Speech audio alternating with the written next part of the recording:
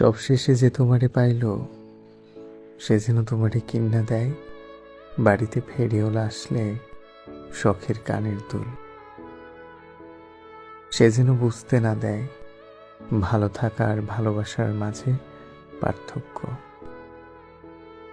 সে যেন ফুল ভালোবাসে, সে যেন তোমারে সামলায় ঠান্ডা মেজাজে।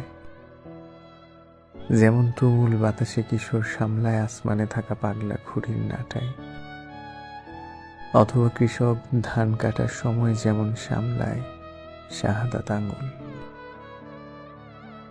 সে যেন হয় বই, বাংলা বই, লাল মলাট।